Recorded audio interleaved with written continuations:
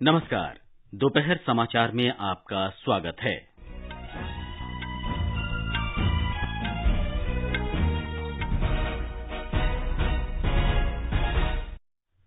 प्रधानमंत्री नरेंद्र मोदी ने गुजरात के सोमनाथ में श्री पार्वती मंदिर की आधारशिला रखी और कई अन्य परियोजनाओं का उद्घाटन किया। प्रधानमंत्री ने धार्मिक पर्यटन पर जोर दिया, कहा इससे युवाओं को रोजगार मिलेगा। राष्ट्रव्यापी टीकाकरण अभियान के अंतर्गत अब तक 57 करोड़ 22 लाख से अधिक कोविड टीके लगाए गए। देश में कोविड से स्वस्थ होने की दर 97.54% हुई। राष्ट्र आज पूर्व प्रधानमंत्री राजीव गांधी की जयंती पर श्रद्धांजलि अर्पित कर रहा है। जम्मू कश्मीर के पुलवामा जिले में सुरक्षा बलों के साथ मुठभेड़ में 2 आतंकवादी मारे गए। आज मुहर्रम के अवसर पर यौम-ए आशुरा मनाया जा रहा है। G7 देशों ने तालिबान से अफगानिस्तान में नागरिकों की सुरक्षा सुनिश्चित करने के लिए अपना वादा निभाने को कहा।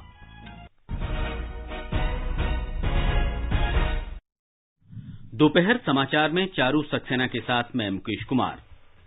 देश भर में 18 वर्ष से अधिक आयु वर्ग के लिए सरकारी केंद्रों में निःशुल्क कोविड टीकाकरण अभियान जारी है। युवाओं से आग्रह है कि टीका जरूर लगवाएं और अन्य लोगों को भी इसके लिए प्रोत्साहित करें। जब तक आवश्यक न हो घर से बाहर न निकलें और सुरक्षा के 3 सरल उपायों का पालन करें। मास्क लगाएं, 2 गज की सुरक्षित दूरी बनाए रखें, हाथ और चेहरा साफ रखें। कोविड संबंधी जानकारी और मार्गदर्शन के लिए राष्ट्रीय हेल्पलाइन नंबर 011-2397-8046 और 1075 पर संपर्क करें। और अब समाचार विस्तार से। प्रधानमंत्री नरेंद्र मोदी ने कहा है कि सोमनाथ मंदिर भारतीय संस्कृति और मान्यताओं का अभिन्न अंग है।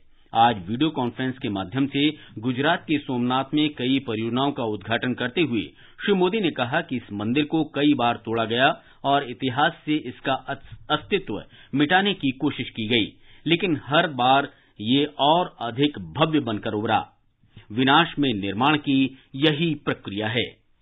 इस मंदिर को सैकड़ों सालों के इतिहास में कितनी ही बार तोड़ा गया, यहाँ की मूर्तियों को खंडित किया गया, इसका अस्तित्व मिटाने की हर कोशिश की गई, लेकिन इसे जितने भी बार गिराया गया वे उतनी ही बार उठ खड़ा हुआ। इसलिए भगवान सोमनाथ मंदिर आज भारत ही नहीं पूरे विश्व के लिए एक विश्वास है और एक आश्वासन भी है। जो तोड़ने वाली शक्तियां हैं, जो आतंक के बलबूते साम्राज्य खड़ा करने वाली सोच है, वो किसी कालखंड में कुछ समय के लिए भले हावी हो जाए, लेकिन उसका अस्तित्व कभी स्थायी नहीं होता।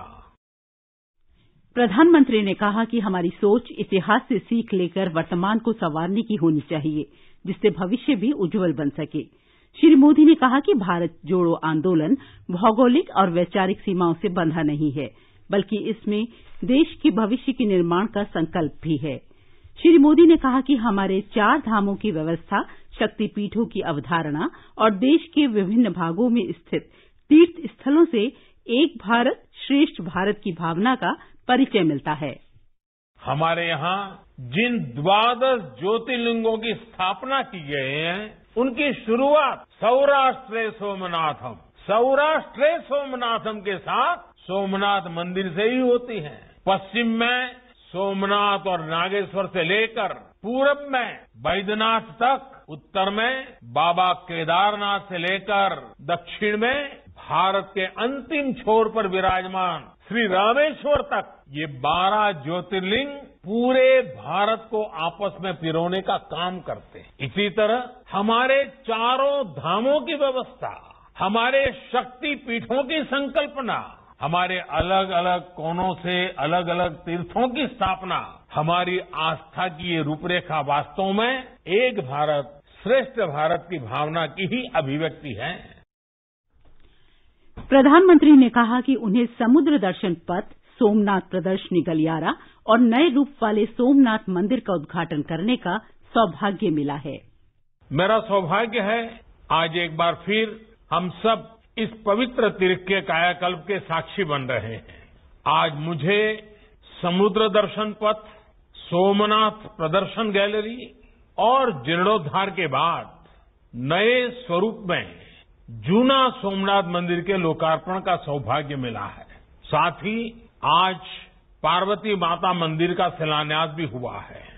इतना पुनीत संयोग और साथ में सावन का पवित्र महीना, मैं मानता हूं ये हम सबके लिए भगवान सोमनाथ जी के आशीर्वाद की ही सिद्धि है। प्रधानमंत्री ने धार्मिक पर्यटन पर जोर दिया है। हर धार्मिक पर्यटन की दिशा में भी नई संभावनाओं को तलाशें। लोकल अर्थव्यवस्था से तीर्थ यात्राओं का जो रिश्ता रहा है उसे और मजबूत करें। जैसे कि सोमनाथ मंदिर में अभी तक पूरे देश और दुनिया से श्रद्धालु दर्शन करने आते थे, लेकिन अब यहां समुद्र दर्शन पथ, प्रदर्शनी, पिलग्रिम प्लाजा और शॉपिंग कॉम्प्लेक्स भी पर्यटकों को आकर्षित करेंगे।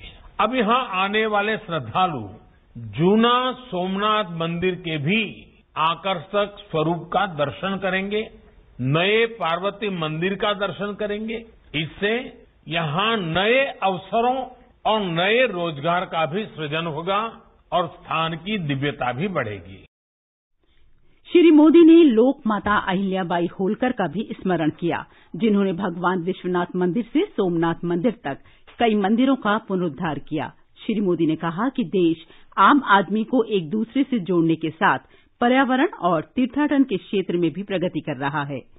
इस अवसर पर केंद्रीय गृह मंत्री अमित शाह ने बताया कि केंद्र की प्रसाद योजना के तहत सरकार सभी धार्मिक स्थलों में आधुनिक सुविधाएं उपलब्ध करा रही है।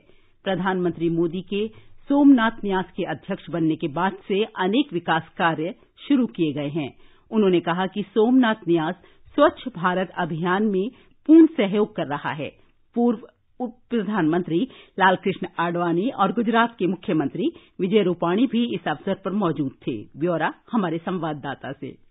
गुजरात के पश्चिमी समुद्र तट पर सौराष्ट्र के वेरावल के निकट स्थित श्री सोमनाथ महादेव मंदिर को शिवजी के 12 ज्योतिर्लिंग मंदिरों में से प्रथम ज्योतिर्लिंग माना जा रहा है। यह मंदिर सदियों से लोगों की धार्मिक आस्था का केंद्र बना हुआ है। आधुनिक मंदिर का पुनर्निर्माण 1951 में सरदार पटेल साहब की प्रेरणा से शुरू हुआ था। आज यह गुजरात का एक प्रमुख यात्रा धाम और पर्यटन स्थल बन चुका है। सोमनाथ मंदिर के परिसर में आज प्रधानमंत्री श्री नरेंद्र मोदी द्वारा विभिन्न परियोजनाओं के शुभारंभ से यहां न केवल श्रेष्ठ आधारभूत संरचना का निर्माण हुआ है, बल्कि हर साल यहां आ रहे हजारों श्रद्धालुओं और पर्यटकों के लिए नए आकर्षण में भी वृद्धि हुई है। योगेश पंड्या, आकाशवाणी समाचार, अहमदाबाद। ये समाचार हमारी वेबसाइट newsonair.com/hindi और हमारे mobile app news on AIR पर भी उपलब्ध हैं। चलो मिलकर एक शुरुआत करें, चलो एक फैसला आज करें, मास्क नहीं तो टोकेंगे, कोरोना को रोकेंगे, चलो एक इरादा करते हैं, चलो कुछ वादा करते हैं, मास्क नहीं तो टोकेंगे, कोरोना को रोकेंगे। दोपहर समाचार में आपका फिर स्वागत है। राष्ट्रव्यापी टीकाकरण के अंतर्गत अब तक 57 करोड़ 22 लाख से अधिक कोविड टीके लगाए जा चुके हैं। पिछले 24 घंटों के दौरान 54,71,000 से अधिक का टीकाकरण किया गया। स्वास्थ्य मंत्रालय ने बताया कि कल 36,571 नए कोविड रोगियों की पुष्टि हुई। वर्तमान में 3,63,605 रोगियों का उपचार चल रहा है। पिछले 24 घंटे के दौरान 36,555 रोगी स्वस्थ हुए। अब तक 3 करोड़ 15 लाख से अधिक रोगी ठीक हो चुके हैं। स्वस्थ होने की दर 97.54% हो गई है, जो पिछले वर्ष मार्च के बाद सबसे अधिक है। अब तक 50 करोड़ 26 लाख से अधिक कोविड नमूनों की जांच की गई है। कल 18,86,000 नमूनों की जांच की गई। कर्नाटक सरकार ने 23 अगस्त से कक्षा 9 से कक्षा 12 तक की कक्षाएं फिर शुरू करने के नियम जारी किए हैं। जिन जिलों में संक्रमण की दर 2% से कम है, उन्हीं जिलों के स्कूलों को फिर से खोलने की अनुमति दी जाएगी, लेकिन इस दौरान मानक संचालन प्रक्रिया का पालन करना होगा। ब्यौरा हमारे संवाददाता से। 9 से 12 कक्षाओं के विद्यार्थियों को भौतिक रूप से उपस्थित होना अनिवार्य नहीं है। वे अगस्त 23 के बाद भी ऑनलाइन क्लासेस अटेंड कर सकते हैं, मगर जो बच्चे आना चाहते हैं उनके लिए आधा दिन क्लासेस चलाया जाएगा। उन बच्चों को अपने माता पिता से सहमति पत्र लाना होगा, जिसमें ये भी लिखित में देना होगा कि बच्चों को कोविड के लक्षण नहीं है। सुधींद्र, आकाशवाणी समाचार, बेंगलुरु। असम में हिमंत बिस्व शर्मा सरकार ने आज 100 दिन पूरे कर लिए हैं। इस अवसर पर गुवाहाटी में श्री शर्मा ने कहा कि इस अवधि में राज्य में 1 करोड़ 21 लाख से अधिक कोविड टीके लगाए गए हैं। श्री शर्मा ने कोविड महामारी के कारण प्रभावित हुए बस चालकों, पुजारियों और कलाकारों को एकमुश्त मुआवजा राशि देने की घोषणा की। कोविड संबंधी राष्ट्रीय हेल्पलाइन नंबर हमारी वेबसाइट newsonair.gov.in पर उपलब्ध हैं। केंद्रीय मंत्री धर्मेंद्र प्रधान ने आज भुवनेश्वर स्थित कौशल विकास संस्थान राष्ट्र को समर्पित किया। उन्होंने institute of chemical technology Bhubaneswar के नए परिसर की नींव भी रखी। समारोह में ओडिशा के मुख्यमंत्री नवीन पटनायक और पेट्रोलियम तथा प्राकृतिक गैस मंत्री हरदीप सिंह पुरी ने वर्चुअल माध्यम से भाग लिया। इस अवसर पर केंद्रीय पेट्रोलियम और प्राकृतिक गैस राज्य मंत्री रामेश्वर तेली तथा अन्य गणमान्य व्यक्ति भी उपस्थित थे। भारतीय जनता पार्टी अध्यक्ष जगत प्रकाश नड्डा उत्तराखंड के 2 दिन के दौरे पर आज देहरादून पहुंचे। मुख्यमंत्री पुष्कर धामी और प्रदेश भाजपा अध्यक्ष मदन कौशिक ने पार्टी पदाधिकारियों के साथ हवाई अड्डे पर उनका स्वागत किया। श्री नड्डा आज शाम हरिद्वार में पार्टी पदाधिकारियों और अन्य नेताओं को संबोधित करेंगे। सूचना और प्रसारण मंत्री तथा खेल और युवा कार्यक्रम मंत्री अनुराग ठाकुर ने कहा है कि हिमाचल प्रदेश अपनी समृद्ध कला, संस्कृति और विरासत को प्रदर्शित करने का उचित पात्र है। वे 5 दिन की जन आशीर्वाद यात्रा के तहत आज शिमला में संवाददाताओं को संबोधित कर रहे थे। उनकी ये यात्रा कल हिमाचल प्रदेश के परवाणू में शुरू हुई थी। उन्होंने कहा कि समृद्ध हिमाचली विरासत को विश्व स्तर पर पहचान दिलाने के प्रयास किए जाएंगे। श्री ठाकुर ने कहा कि कला और संस्कृति के क्षेत्रों में स्वरोजगार की अपार संभावनाएं हैं। उन्होंने कहा कि पहाड़ी राज्य की संस्कृति और विरासत को सही ढंग से प्रदर्शित करने के लिए दस्तकारों को समर्थन और बढ़ावा देना जरूरी है। इससे पहले आज उन्होंने शिमला के नेहरू युवा केंद्र द्वारा आयोजित फिट इंडिया दौड़ को रवाना किया। केंद्रीय मंत्री नारायण राणे ने कहा कि केंद्र सरकार ने गरीबों, महिलाओं और बच्चों के कल्याण के लिए विभिन्न योजनाएं शुरू की हैं। प्रधानमंत्री नरेंद्र मोदी व्यक्तिगत रूप से इन योजनाओं के कार्यान्वयन और प्रगति की निगरानी कर रहे हैं। श्री राणे मुंबई में पत्रकारों से बातचीत कर रहे थे। उन्होंने कहा कि जन आशीर्वाद यात्रा के माध्यम से हम इन योजनाओं को जनता तक पहुंचा रहे हैं। आगे बढ़ने से पहले मुख्य समाचारों पर एक नजर। प्रधानमंत्री नरेंद्र मोदी ने गुजरात के सोमनाथ में श्री पार्वती मंदिर की आधारशिला रखी और कई अन्य परियोजनाओं का उद्घाटन किया। प्रधानमंत्री ने धार्मिक पर्यटन पर जोर दिया, कहा इससे युवाओं को रोजगार मिलेगा। राष्ट्रव्यापी टीकाकरण अभियान के अंतर्गत अब तक 57 करोड़ 22 लाख से अधिक कोविड टीके लगाए गए। देश में कोविड से स्वस्थ होने की दर 97.54%। राष्ट्र आज पूर्व प्रधानमंत्री राजीव गांधी की जयंती पर श्रद्धांजलि अर्पित कर रहा है। जम्मू कश्मीर के पुलवामा जिले में सुरक्षा बलों के साथ मुठभेड़ में 2 आतंकवादी मारे गए। आज मुहर्रम के अवसर पर यौम अशुरा मनाया जा रहा है। G7 देशों ने तालिबान से अफगानिस्तान में नागरिकों की सुरक्षा सुनिश्चित करने के लिए अपना वायदा निभाने को कहा। जम्मू कश्मीर में पुलवामा जिले के पंपोर के खरीव इलाके में आज सवेरे सुरक्षा बलों के साथ मुठभेड़ में 2 आतंकवादी मारे गए। पुलिस, सेना और केंद्रीय रिजर्व पुलिस बल की संयुक्त टीम ने इस इलाके में आतंकवादियों के छिपे होने का सुराग मिलने पर घेराबंदी कर तलाशी अभियान शुरू कर दिया। जैसे ही संयुक्त टीम के जवान संदिग्ध स्थान की तरफ बढ़े, वहां छिपे आतंकवादियों ने उन पर गोलियां चलानी शुरू कर दी। दोनों तरफ से हुई गोलीबारी में 2 आतंकवादी ढेर हो गए। मुठभेड़ स्थल से हथियार और गोला बारूद के साथ आपत्तिजनक दस्तावेज भी बरामद हुए हैं।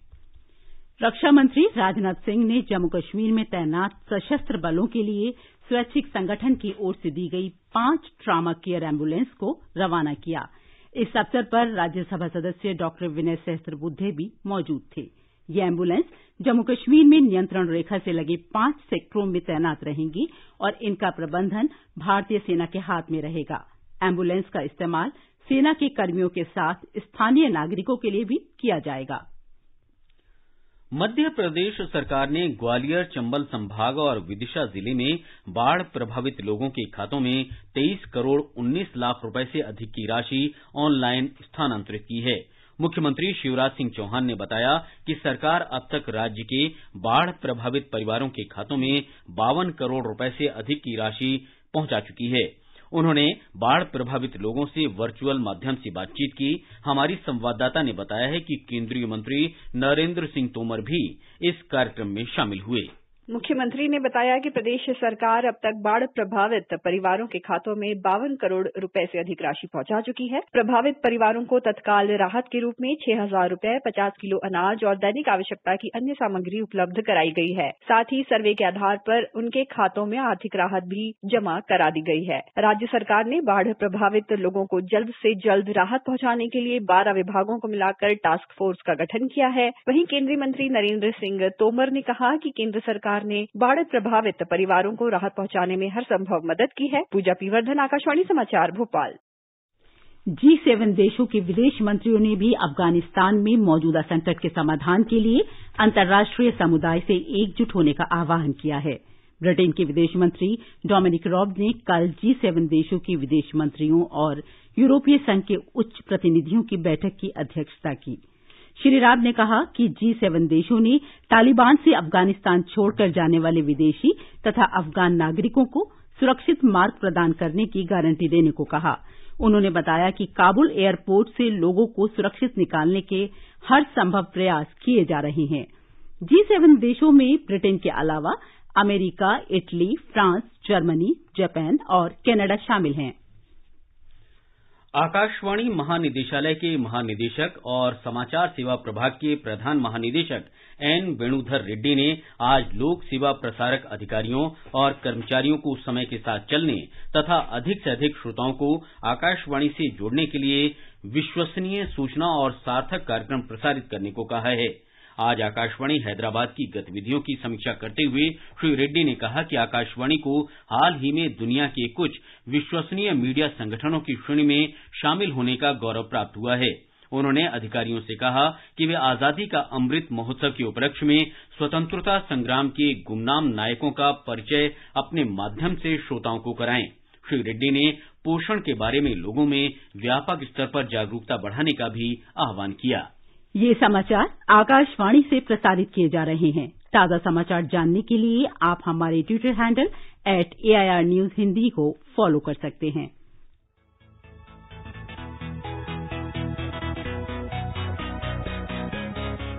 दुनिया रंग बिरंगी, खट्टे मीठे रसीले समाचारों का सतरंगी खजाना आकाशवाणी पर। खबरें होंगी हटकर, जानेंगे कुछ अलग, हंसेंगे खुलकर, करेंगे सजग। सुनना न भूलें सोमवार और मंगलवार आज सवेरे तथा शनिवार और रविवार कार्यक्रम परिक्रमा में।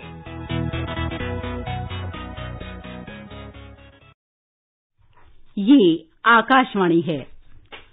आकाशवाणी के समाचार सेवा प्रभाग ने आजादी का अमृत महोत्सव समारोह के अंतर्गत वर्ष भर चलने वाले अमृत महोत्सव क्विज का आयोजन किया है। आकाशवाणी समाचार के साथ अमृत महोत्सव क्विज शीर्षक से ये कार्यक्रम FM गोल्ड चैनल पर सुना जा सकता है।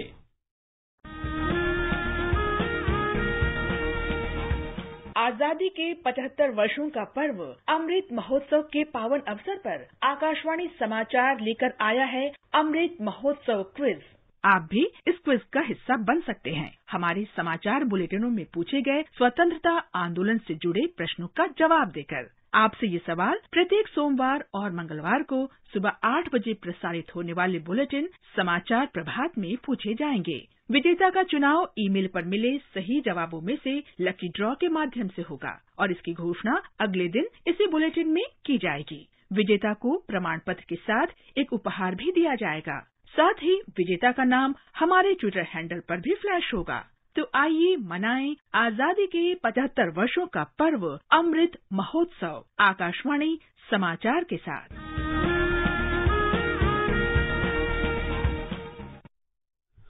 श्रोता ईमेल amritmahotsav@gmail.com पर अपने जवाब भेज सकती हैं।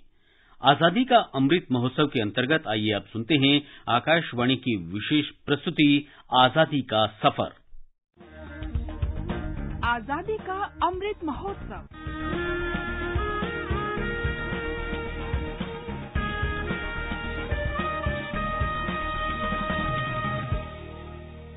आजादी का सफर आकाशवाणी समाचार के संग एक राष्ट्र का जन्म। स्वाधीनता के लिए भारत का शानदार संघर्ष आधुनिक विश्व के महानतम संघर्षों में से एक है। आकाशवाणी समाचार आपके लिए रोजाना ला रहा है इस शानदार संघर्ष की झलक। आज की कड़ी में हम भारत के स्वाधीनता संघर्ष के नायकों में से एक ओंडीवीरन और अग्रणी सामाजिक सुधार संगठन ब्रह्म समाज की बात करेंगे। स्वाधीनता संघर्ष के दौरान 1771 में आज ही के दिन भारत माता के महान सपूत ओंडीवीरन पगडई शहीद हुए थे। वे तमिलनाडु की वन मैन आर्मी माने जाते थे। ओंडीवीरन ईस्ट इंडिया कंपनी के विरुद्ध विद्रोह का बिगुल बजाने वाले पहले योद्धाओं में से एक थे। ओंडीवीरन का जन्म तमिलनाडु के तेनकासी जिले के संकरन कोविल में हुआ था। वे तिरुनेलवेली क्षेत्र में राज कर रहे बुलितीवन की सेना के कमांडर इन चीफ थे। ईस्ट इंडिया कंपनी ने आरकाड के नवाब से दक्षिणी तमिलनाडु से राजस्व एकत्र करने का अधिकार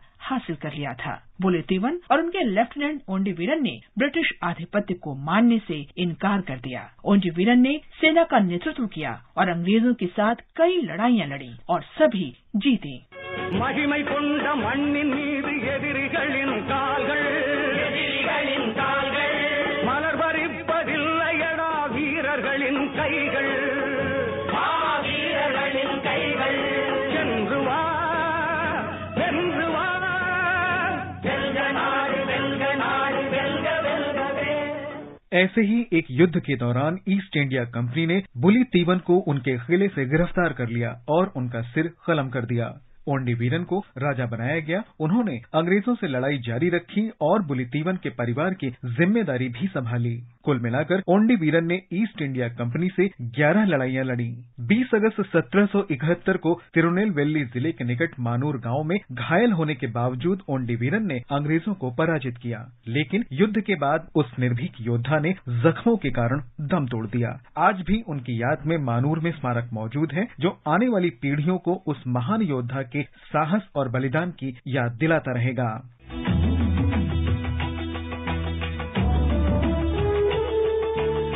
आज ही के दिन 1828 में राजा राम मोहन राय के ब्रह्म समाज का पहला अधिवेशन कोलकाता में आयोजित किया गया था। राजा राम मोहन राय ने द्वारकानाथ ठाकुर के साथ बंगाल में 1828 में ब्रह्म समाज की स्थापना की थी। राजा राम मोहन राय भारत के अग्रणी समाज सुधारक थे। ब्रिटिश शासन के दौरान उन्होंने भारत में प्रगति का मार्ग प्रशस्त किया। बंगाल के पुनर्जागरण आंदोलन में भी उन्होंने महत्वपूर्ण भूमिका निभाई। राजा राम मोहन राय को बंगाल के पुनर्जागरण का जनक कहा जाता है। ब्रह्म समाज को भारत में सर्वाधिक महत्वपूर्ण सुधार आंदोलनों में से एक माना जाता है, जिसने आधुनिक भारत की आधारशिला रखी। इस संगठन ने सामाजिक मुक्ति में सक्रिय भूमिका निभाई, जिसमें सती प्रथा, जाति प्रथा, बाल विवाह, दहेज प्रथा का उन्मूलन और समाज में महिलाओं की स्थिति का उत्थान शामिल है।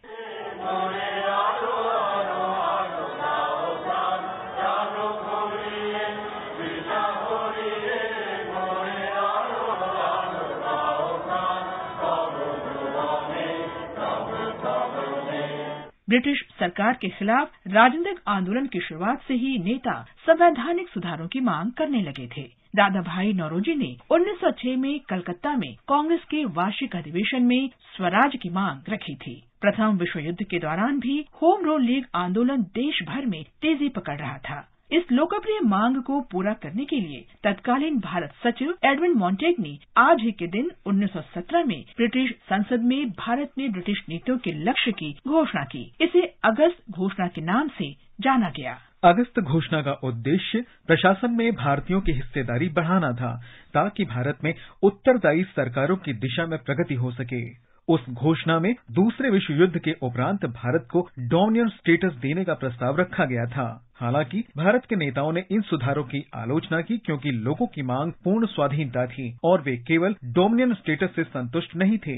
दिसंबर 1917 में कलकत्ता अधिवेशन में इस घोषणा की आलोचना की गई। बाल गंगाधर तिलक ने उन सुधारों को अयोग्य और निराशाजनक, सूर्यहीन सवेरा कहा था, लेकिन वो रिपोर्ट भारत सरकार अधिनियम 1919 का आधार बनी, जो 1947 में भारत की आजादी तक शासन का आधार बना रहा। इसके साथ ही आज की कड़ी संपन्न होती है।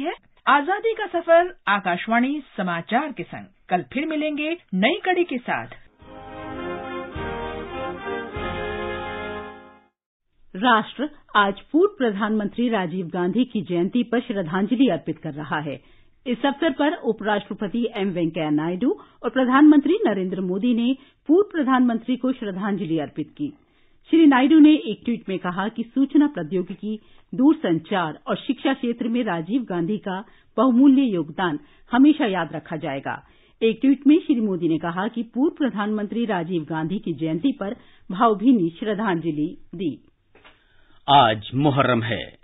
इसी दिन पैगंबर मोहम्मद के नवासे हजरत इमाम हुसैन और उनके साथी शहीद हुए थे। उन्होंने करबला में सच्चाई, पवित्रता और न्याय के लिए अपने प्राण न्यौछावर कर दिए थे। कोविड महामारी को ध्यान में रखते हुए ज्यादातर स्थानों पर पारंपरिक ताजिए बड़े पैमाने पर नहीं निकाले जाएंगे।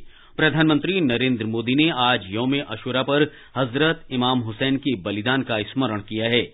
उन्होंने कहा कि इमाम हुसैन के लिए सच्चाई और न्याय के मूल्यों से ज्यादा महत्वपूर्ण कुछ भी नहीं था। आज का संस्कृति संदेश समर्पित है आध्यात्मिक गुरु और विचारक रामकृष्ण परमहंस को। देश के स्वतंत्रता आंदोलन में सामाजिक और आध्यात्मिक नेताओं का बहुत बड़ा योगदान रहा है। राजा राम मोहन राय ने जाति बंधनों का खंडन किया। उस समय राजा राम मोहन राय पहले भारतीय थे जिन्होंने समाज की बुराइयों को दूर करने का प्रयत्न किया। ब्रह्म समाज ने वेदों और उपनिषदों को आधार मानकर बताया कि ईश्वर एक है, सभी धर्मों में सत्यता है तथा सामाजिक बुराइयों का धर्म से कोई संबंध नहीं है। सर्वप्रथम ब्रह्म समाज ने ही तर्क के आधार पर धर्म की व्याख्या की। यदि ब्रह्म समाज की स्थापना से अलग राजा राम मोहन राय के व्यक्तित्व के अन्य पक्षों पर भी दृष्टि डालें तो पता चलता है कि वे एक प्रभावशाली लेखक और कुशल पत्रकार भी थे। राजा राम मोहन राय ने कुछ महत्वपूर्ण पुस्तकों का सृजन भी किया। उन्होंने संवाद कौमुदी का संपादन भी किया। राजा राम मोहन राय ने अपने समय में भारतीय समाज में व्याप्त सती प्रथा जैसी तमाम बुराइयों के खिलाफ एक जन आंदोलन चलाया। 1829 में भारत के governor general Lord William Bentinck द्वारा सती प्रथा को प्रतिबंधित करने के लिए लगाए गए कानून को लागू करवाने में राजा राम मोहन राय ने सरकार की मदद की।